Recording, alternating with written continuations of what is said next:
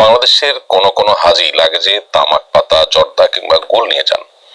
মাঝে মধ্যে তারা সৌদি ইমিগ্রেশনের ধরাও পড়েন। এ বিষয়ে হাজিদের প্রতি আপনার নির্দেশনা কামনা করছি।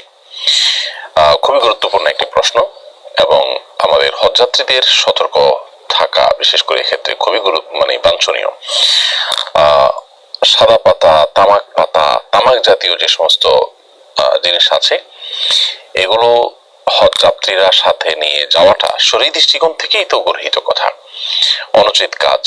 যে জিনিসটা আসলে নেশাদ্রব্য বা তামাক, সেটা আপনি হজে নিয়ে যাচ্ছেন, সেটা আপনি বাইতুল্লাহ নিয়ে যাচ্ছেন, মক্কা নিয়ে যাচ্ছেন, সেটা হজের সফরে আপনি গ্রহণ করবেন, খাবেন। শরিয়ার দৃষ্টিকোণ থেকে এটাই তো অনুচিত কাজ। এই বিষয়গুলো বিশেষ করে তামাক পাতা, তারপরে গোল, এই যে সাদা পাতা ইত্যাদি, এগুলো মানুষের স্বাস্থ্যের জন্য যে ক্ষতিকর সেটি বোঝার জন্য তো আসলে পণ্ডিত হওয়ার প্রয়োজন, আমরা সবাই জানি কম বেশি।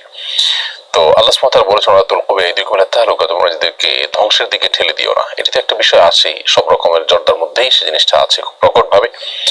এর বাইরে আবার নেশা জাতীয় দ্রব্য বা তামাক জাতীয় দ্রব্য, সেগুলো একজন মুসলমানের জন্য তো এমনিতেই গ্রহণ করা জায়েজ নয়। সেখানে আপনি হজ যাত্রায় বহন করে নিয়ে যাচ্ছেন, সেটা তো আরো গর্হিত কথা।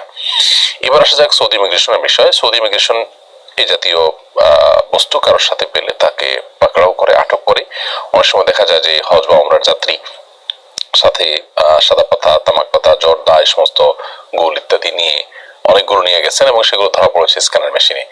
স্ক্যানার মেশিনে ধরার পর দেখা যাচ্ছে যে তাকে আটকে রাখা হয়েছে, জিজ্ঞাসাবাদ মুখোমুখি করা হয়েছে। কেন তিনি মাদক দ্রব্য, তামাক জাতীয় দ্রব্য কেন এনেছেন, তাকে অনেক জিজ্ঞাসাবাদের মুখোমুখি হতে হচ্ছে এবং নাজেহাল হতে হচ্ছে।